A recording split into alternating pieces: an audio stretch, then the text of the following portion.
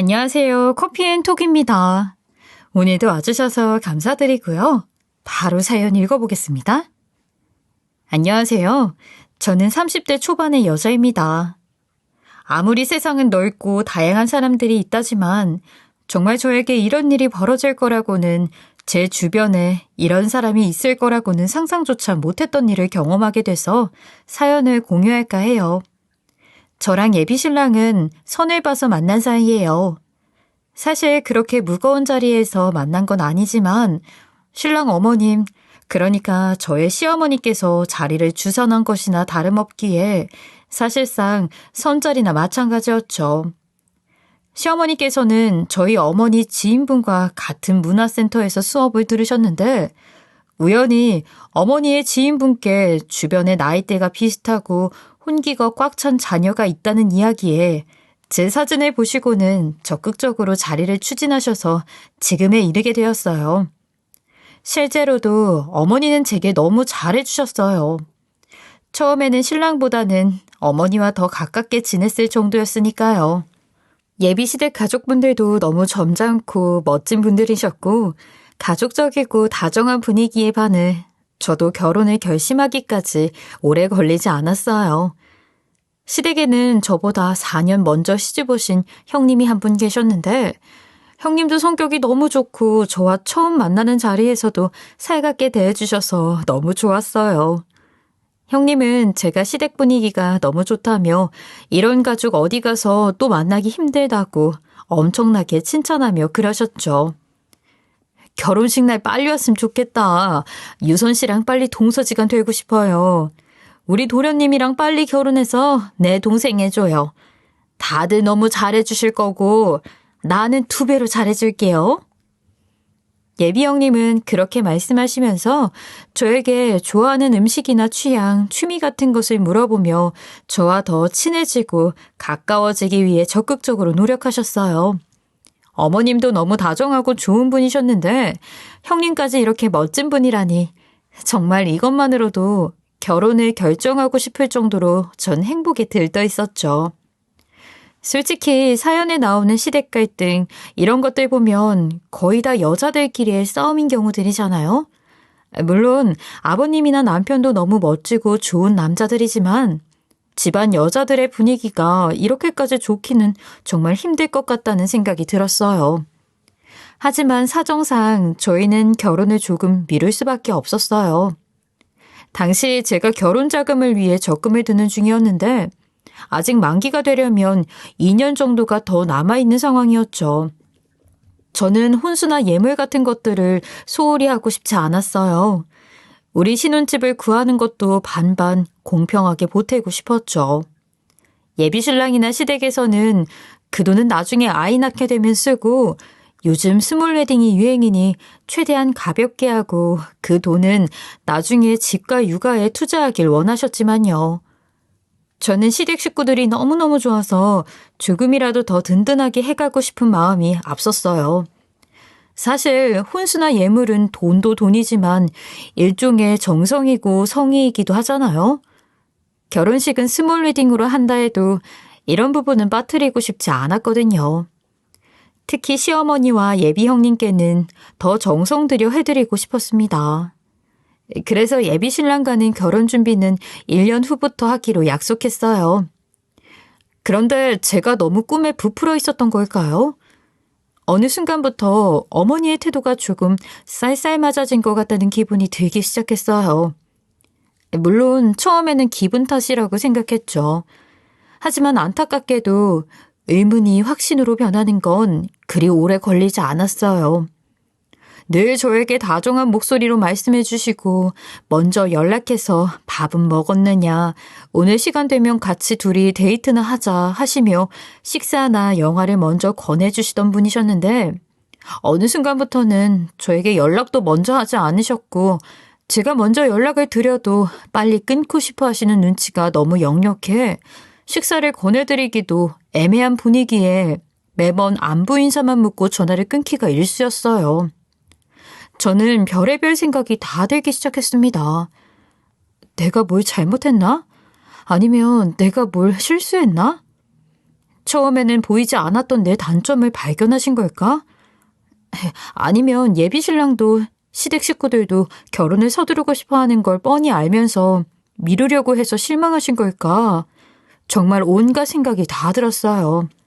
그렇게 시어머니는 점점 변해가셨고 나중에는 저도 어색하고 불편한 마음에 괜히 눈치를 보게 되어 먼저 연락하는 일이 점점 줄어들 수밖에 없었어요.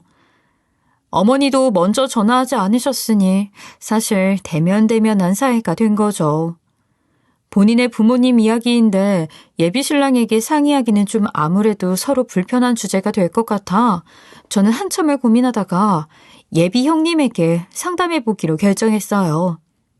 아무래도 저보다 4년이나 먼저 가족이 되셨으니 어머니의 성향이라던가 성격 이런 것도 저보다 훨씬 잘 아실 것이고 어쩌면 시어머니가 형님에게 제 이야기를 했을 수도 있겠다는 생각도 들어서요.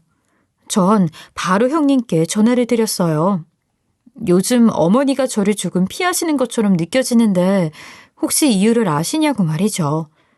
그랬더니 형님은 곧바로 어머니가 왜 그런 반응을 하시는지 내가 말해줄게요. 하시면서 기다렸다는 듯이 이야기를 꺼내셨어요. 유선 씨는 모르고 있었구나. 지금까지 어머니가 유선 씨 앞에서는 늘 다정하고 사람 좋은 척, 유선 씨를 마음에 들어하는 척 하셨지만 사실 제 앞에서는 유선 씨 험담을 엄청 하셨어요. 네? 그게 무슨 말씀이세요? 저는 듣고도 믿을 수가 없었어요. 그렇게 저한테 다정하고 살갑게 대해주시고서는 뒤에서는 욕을 하셨다니요? 저도 어머니가 이런 분인 줄은 몰랐어요. 한 번도 이런 모습을 보여주신 적이 없어서 저도 정말 깜짝 놀랐어요. 아마 도련님은 이 사실 모르실 거예요. 어머님이 도련님 앞에서는 유선 씨 칭찬만 하시니까. 그런데 제 앞에서는 유독 유선 씨 험담을 엄청 하시더라고요. 왜 그러시는지 저도 잘 모르겠어요.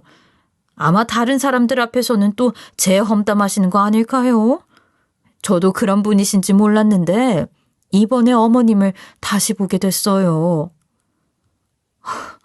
솔직히 믿을 수가 없네요. 그렇게 저한테 잘해주셨는데. 아무튼 유선 씨 이 결혼 진지하게 다시 생각해봤으면 해요. 유선 씨 걱정돼서 하는 이야기니까 오해는 말고요. 아마 어머님이 유선 씨랑 도련님 결혼 빨리 하기를 원하셨는데 유선 씨가 결혼을 미룬다고 하니까 그것 때문에 더 기분이 나쁘셨던 모양이에요.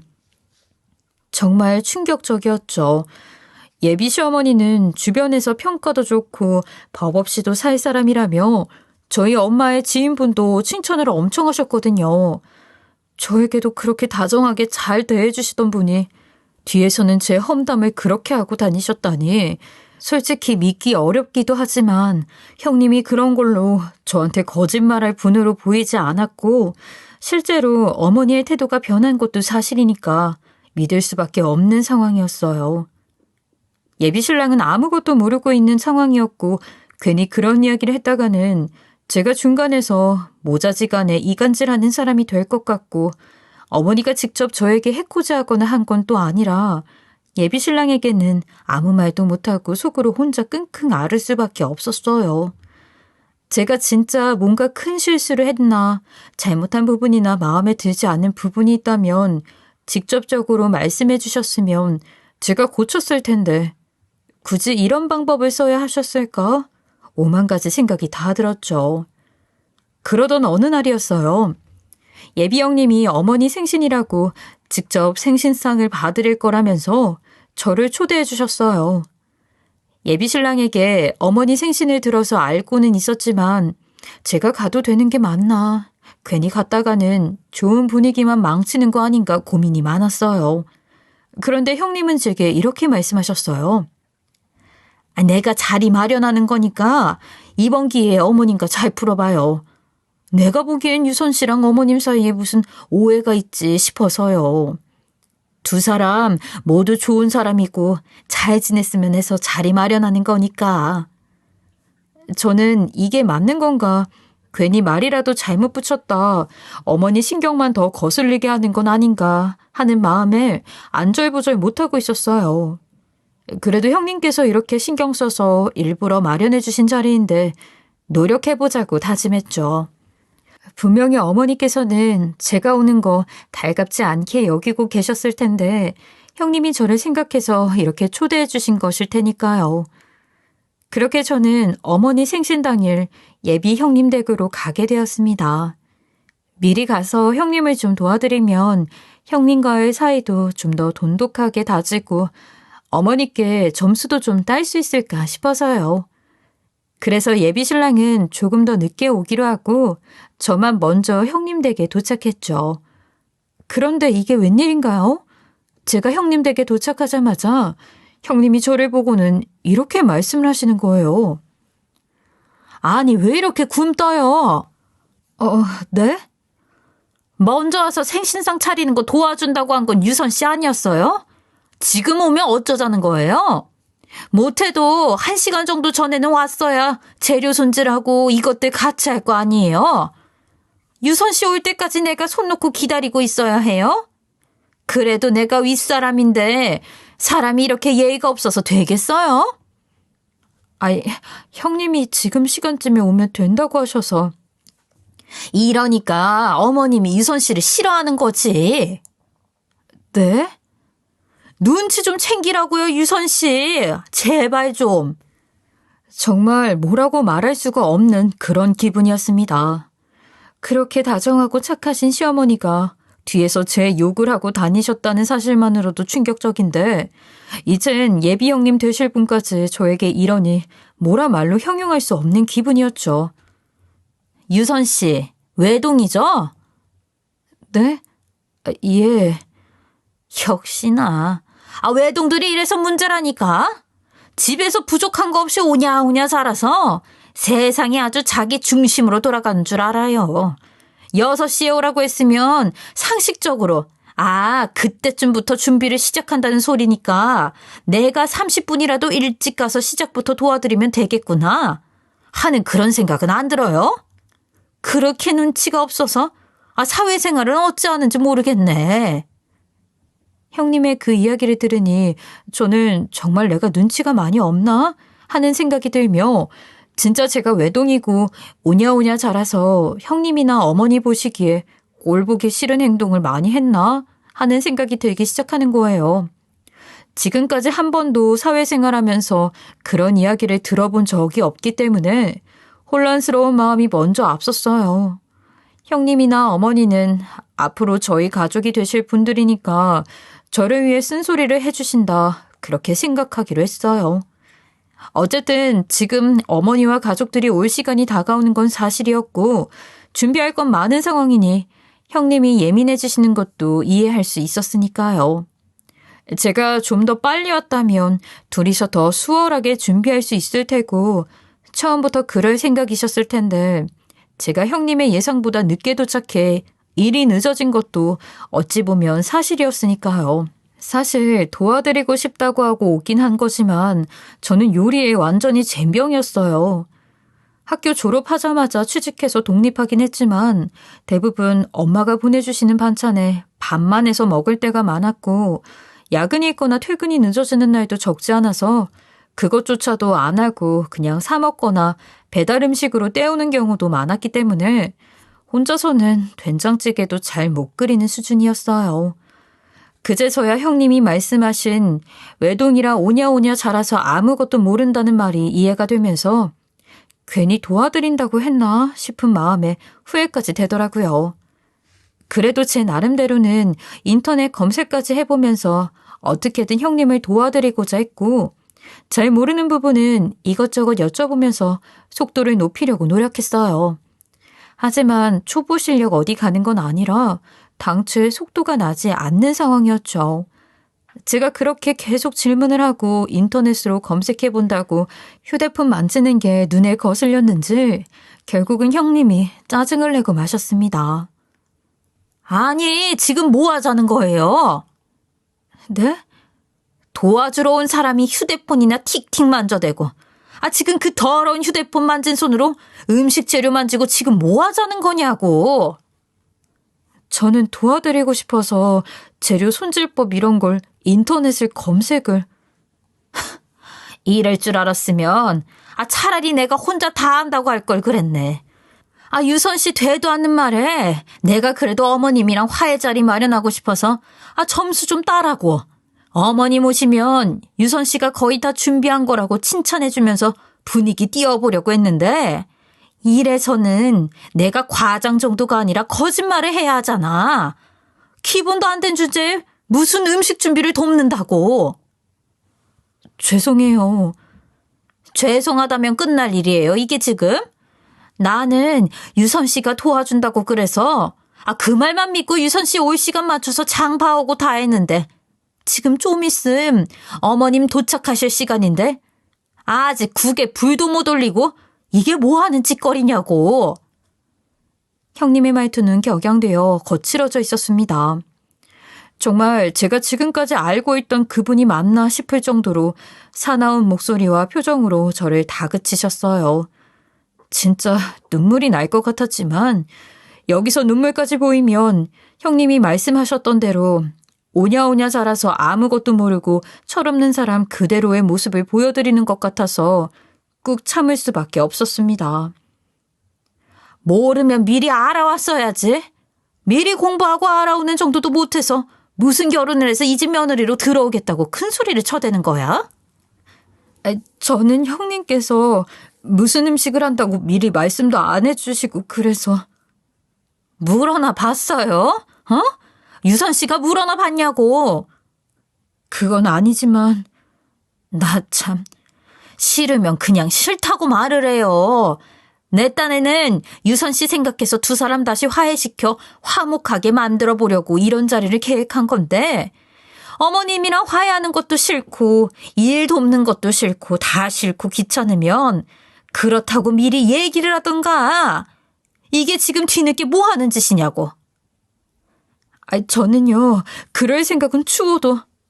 시끄러워요. 나 혼자 있으면 벌써 반응했을 건데. 유선 씨가 뒤에서 깔짝거리면서 자꾸 정신 사납게 이건 뭐예요 저건 뭐예요 하면서 집중력 흐트리는 바람에 나도 덩달아 속도가 느려지고 있잖아. 전 합주기가 된 것처럼 입을 다물 수밖에 없었습니다. 이쯤 되니 솔직히 배신감까지 들었어요. 제가 뭘 그렇게 큰 잘못을 많이 했길래 이런 취급을 당해야 하는 걸까요? 그런 생각이 먼저 들었죠. 저도 우리 부모님에겐 소중한 딸이고 사회생활하면서도 서글서글하고 사회성 좋고 일머리도 빠르다고 칭찬을 들었으면 들었지 눈치 없고 굼뜨다는 이야기는 태어나서 처음 듣는 이야기였어요. 정말 형님도 어머니도 제가 알던 그 사람들이 아니었어요. 언젠가 친구들과 결혼에 관해서 이야기할 때 남편이든 시댁 식구든 결혼 전에 보여준 모습이 다라고 생각하지 말라고 결혼을 먼저 한 친구 중 한 명이 뼈 있는 말을 한 적이 있었어요. 결혼 전에는 다 잘해준다. 남편도 간이고 쓸개고 다 빼줄 것처럼 하면서 결혼하면 손에 물 한 방울 안 묻히겠다고 꼬드기고 시댁 식구들도 시집살이 안 시킬 것처럼 세상 좋은 사람들인 척하면서 막상 시골리고 혼인신고 마치고 나면 사람이 달라진다면서 말이에요. 거기에 아이까지 생기고 나면 볼장 다 봤으니 이제 도망도 못 간다는 심보로 작정하고 괴롭히는 집도 적지 않다면서 말이죠. 이쯤 되니 저는 솔직히 예비신랑도 두 얼굴이 아닐까 의심이 가기 시작했어요. 그 집안 특유의 분위기라는 게 있잖아요. 부모 성격 자식이 닮을 확률이 더 높기도 하고요. 진짜 그동안은 저에게 체면치레하느라 숨겼던 어머니와 형님의 본성이 서서히 드러나는 것이 아닌가 싶은 그런 생각이 들었어요. 이런 상황에서 예비신랑마저 제 뒤통수를 치지 않으리란 보장이 없잖아요. 솔직히 진짜 형님이 전에 이야기했던 것처럼 이 결혼을 진지하게 다시 생각해봐야 하나? 그런 생각까지 들었죠. 형님은 계속해서 짜증만 내시며 아예 저보고 구석에 찌그러져 있으라며 혼자서 속도를 내서 음식을 하고 계셨어요. 그래놓고는 제가 멀뚱히 주방 구석에 서 있으니 아, 진짜 뭐 하는 거야? 가만히 있으란다고 진짜 가만히 있어? 전 반죽이라도 쳤던가. 아우, 답답해 죽겠네, 진짜. 지능이 모자란 거야, 뭐야?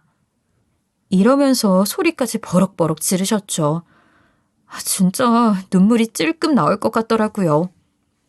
제가 그렇게 눈물이 많은 편도 아니고 매사에 긍정적으로 생각하며 살려고 노력하는 편인데도 지금 이 상황은 도무지 좋게 생각할 수가 없었어요.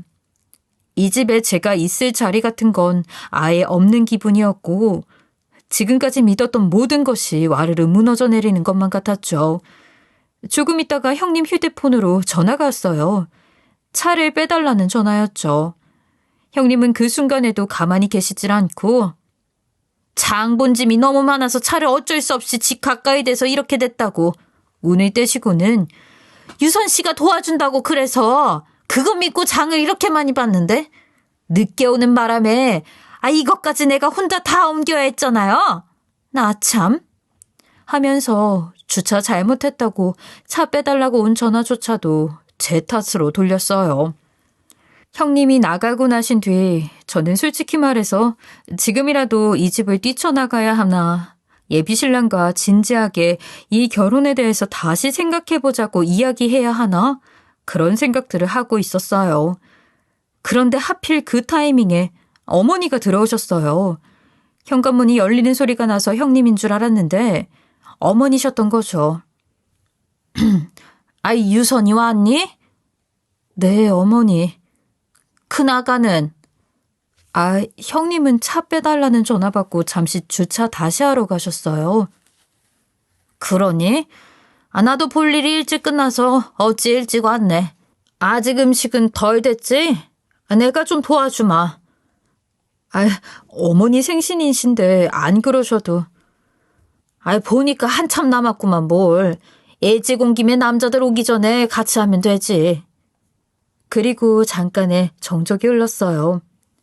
저도 어머니도 엄청 오랜만에 이렇게 다시 만난 거라 어색할 수밖에 없었죠. 어머니는 주방을 휙 한번 둘러보시고는 화장실에 다녀오시겠다며 욕실 쪽으로 들어가셨어요. 그리고 저는 다시 부침개를 부쳐보려고 가스레인지 앞에 섰는데 그때 마침 형님이 들어오셨어요.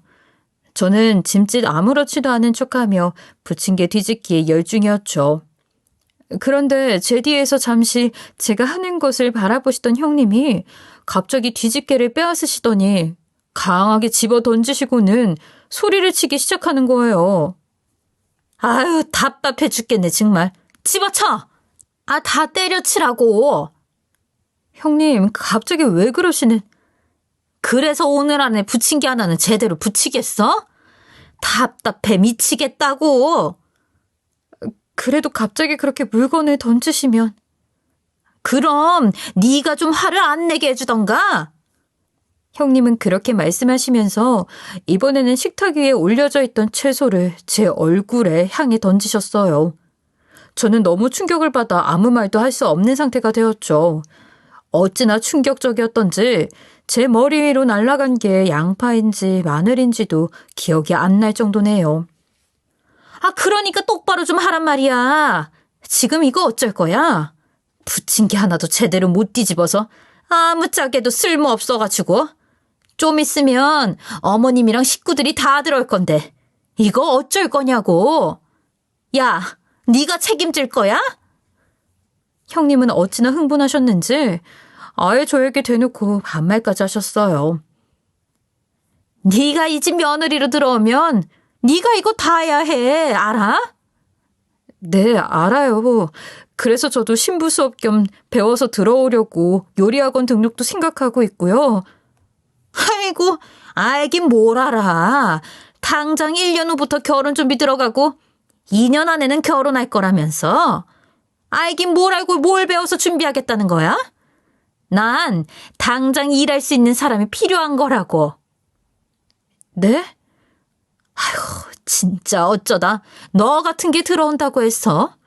여태까지 놓친 애들 비유 맞춰주면서 집안 대소사며 집안일이며 명절 음식까지 나 혼자 다 하느라 피똥을 쌌는데 손 아랫동서 하나 들어온다길래 이제 좀 너한테 다 맡기고 편해지려나 싶었는데 이런 모자란 게 들어와서는 아우 진짜 이게 뭐냐고. 아니 형님, 말씀이 너무 심하신 것 같아요. 형님? 야, 내가 왜 네 형님이야. 말은 똑바로 해. 아직 결혼도 안 한 사이에 형님 무슨? 혹시 결혼도 안 한 사이에 벌써 도련님한테 여보 여보 하니? 아휴, 도련님도 불쌍하지. 어쩌다 저런 거한테 걸려서? 뭐라고요? 도련님이 사람이 착하고 순해서 참는 거지. 너처럼 눈치 없고 집안일은 완전 젬병에 할 줄 아는 것도 없고. 그렇다고 돈이 많은 것도 아니야. 누가 너 같은 걸 데리고 살려고 하겠어. 하긴 네 주제를 네가 하니까 어떻게든 우리 도련님 붙잡아 보려고 용을 쓰는 거겠지. 전 기가 막혀 아무 말도 못했습니다. 형님은 말을 멈추지 않았어요. 아유, 냄새나는 노인네들한테 좀 벗어나나 했더니 내 팔자도 기구하지 진짜. 어머님도 그래. 다 늙어서 이제 이런 기름진 음식 소화도 제대로 못 시키는 노인네가 무슨 생일상을 받겠다고. 몇 짜리나 알아볼 나이에 눈치 없는 게 진짜. 아우, 그게 인간이야? 내가 이런 집에서 얼마나 더 버티며 살아야 하는 건지.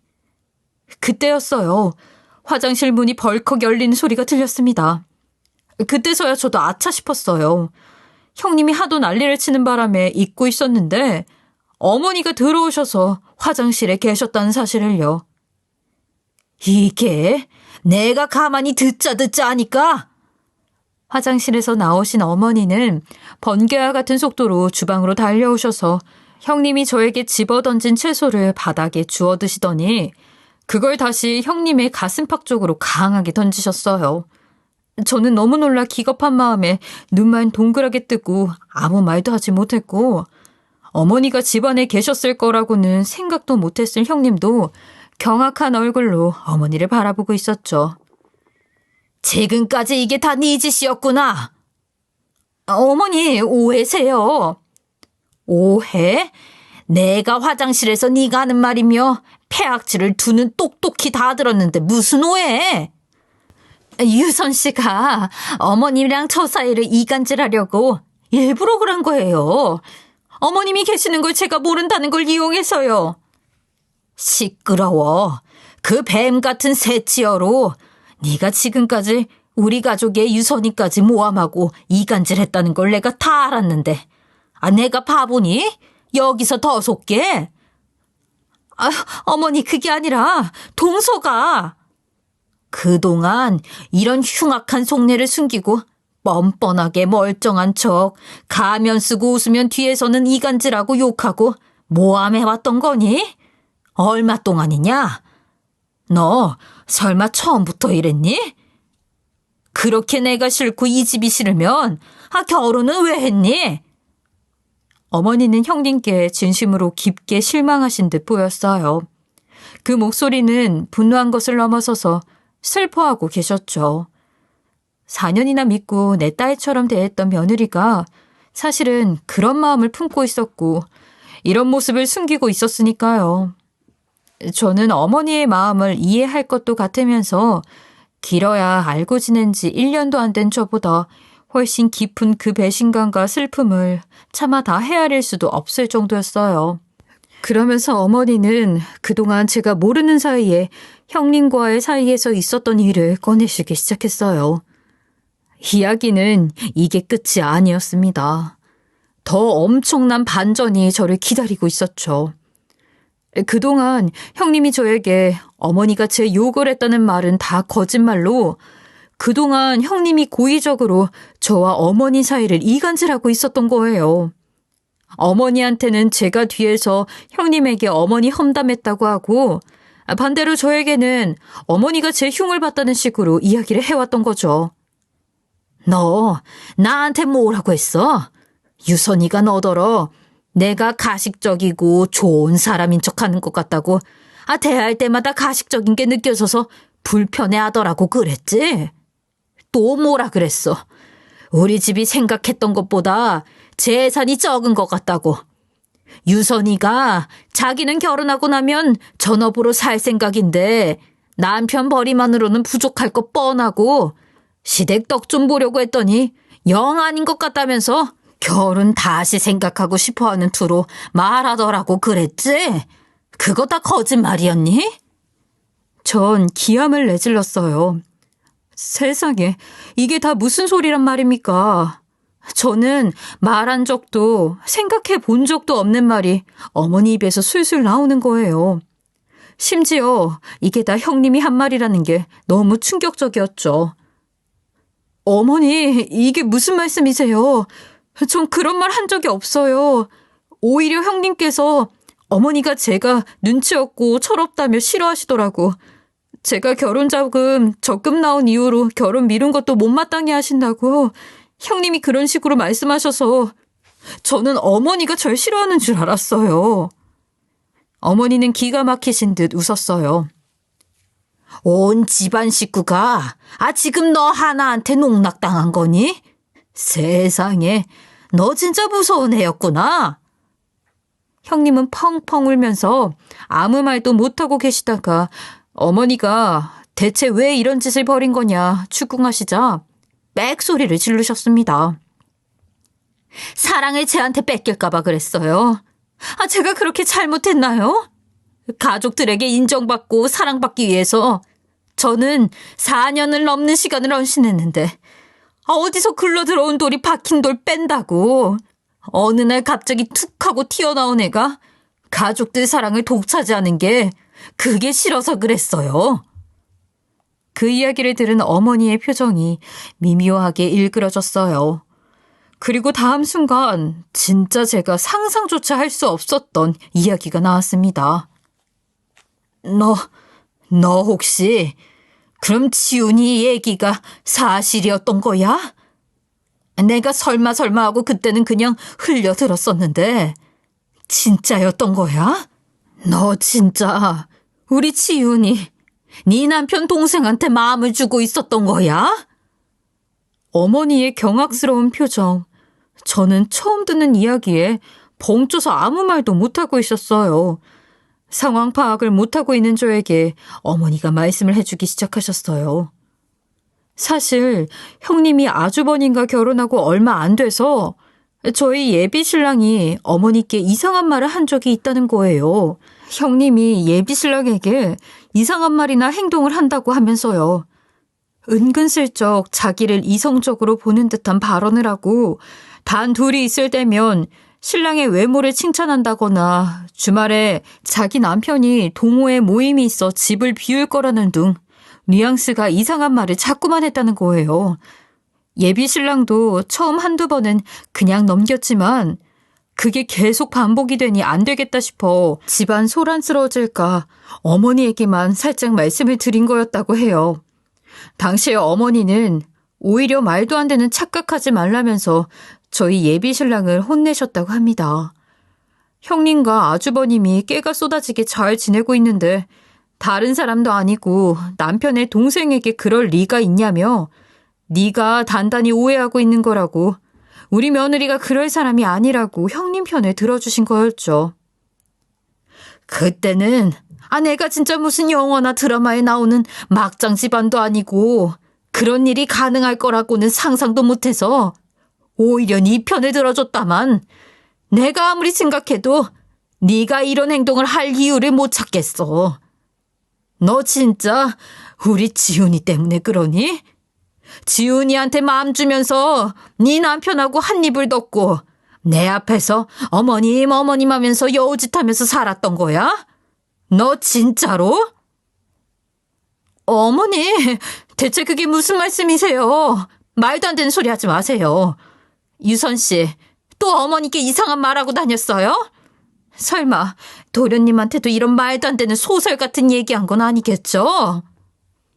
형님은 오히려 발뺌하면서 자기는 어머니와 제 사이를 이간질한 적도 없고 이게 다 저의 계략이라면서 큰 소리를 똥똥 쳤어요. 하지만 이미 화장실에서 형님의 행패를 모두 들은 어머니는 전혀 믿지 않으셨죠.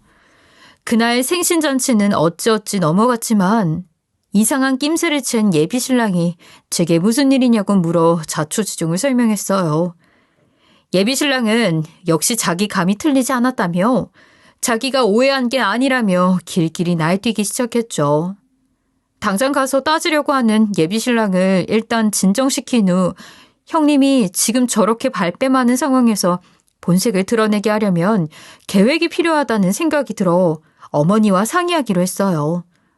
형님이 정말 자기 도련님에게 집착해서 저런 게 맞다면 그 부분을 이용하면 될 것 같았죠. 그래서 저는 예비신랑에게 형님에게 먼저 접근해서 사진을 찍자고 하던지 뭘 해서 형님 휴대폰을 한번 뒤져보라고 했어요. 지금 다 들통난 마당에 저는 물론이고 어머니도 경계할 게 뻔하고 아직 확실하지 않은 상황에 아주버님을 끌어들이기엔 이르고 어려우니 예비신랑이 딱이라고 생각했어요. 처음에 예비신랑은 꺼림칙해했지만 이대로 계속 같이 살 순 없기에 저의 의견을 받아들였고 형님과 단둘이 있을 때 셀카를 찍자고 유인해 자기가 찍는 척하면서 휴대폰을 빼앗아 확인했다고 합니다. 그리고 거기서 예비신랑을 몰래 찍은 사진이 빼곡한 걸 발견하고 말았대요. 갤러리에 온통 자기 사진뿐이었다고 해요. 예비신랑은 그걸 다시 자기 휴대폰으로 찍어 증거로 남겼고 결국 시아버님과 아주버님께도 이 사실을 알리게 되었어요. 정말 소름이 끼치는 악성 스토커가 다른 데도 아닌 집안에 숨어서 함께 살아가고 있었던 거죠. 정말 끔찍하지 않나요? 다른 사람도 아닌 자기 남편의 동생에게 집착해서 스토킹을 하다니 말이에요. 결국 아주버님은 차라리 애가 아직 없는 게 다행이라며 이혼을 결정하게 되셨습니다. 형님은 자기가 바람을 피운 것도 아니고 그냥 혼자서만 좋아했는데 뭐가 문제냐고 오히려 적반하장으로 나왔지만 아주버님은 차라리 바람을 피우지 그랬어. 어떻게 그런 짓을 해도 내 동생을 내 친동생한테 그럴 수가 있어. 하시며 절대 용납하지 못하겠다는 입장을 고수하셨어요. 어찌 보면 당연한 태도였고 어머님과 아버님도 용서해서는 안 된다는 입장이셨죠. 그렇게 아주버님의 이혼 소송이 진행되고 저는 예비신랑과의 결혼을 준비해야 하는 우스운 상황이 벌어졌어요. 저는 아주버님의 이혼이 제 탓인 것만 같아 너무 마음이 무거웠고 결혼을 좀 더 미룰까 진지하게 고민했지만 신랑을 포함한 다른 시댁 식구들은 네 탓이 아니라며 이런 상황에서 너까지 흔들리면 안 된다고 되려 저를 다독여주기에 용기를 내어 결혼을 진행하게 되었습니다. 이혼이 되고 나자 아주 물불 가릴 게 없어졌는지 저희 신랑에게 섬뜩한 내용의 문자 메시지를 보내고 새벽에 전화를 하거나 집 앞으로 찾아오고 저에게까지 헤어지라고 협박 문자를 보내고 해서 결국 스토킹으로 경찰서에 고소장과 접근 금지 명령 신청을 넣은 상황입니다. 정말 요즘도 불안하긴 하지만 경찰이 이 정도면 처벌이 가능하다고 해서 그나마 위안이 되는 중이에요. 정말 10길 물속은 알아도 한길 사람 속은 모른다더니 스토커라는 존재를 이런 식으로 보게 될 줄은 몰랐네요. 형사고소건도 부디 잘 마무리되길 기도하는 요즘입니다. 여러분들도 새로운 가족을 들일 때 꼭 심사숙고하고 그 사람의 내면을 살펴보시는 것을 추천드리고 싶어요. 저의 기가 막히고 소름 돋는 이야기 들어주셔서 감사하고요. 모두들 건강하시길 바랍니다. 지금까지 커피앤톡이었습니다. 오늘도 끝까지 함께해 주셔서 감사하고요. 다음 영상으로 또 찾아뵙겠습니다.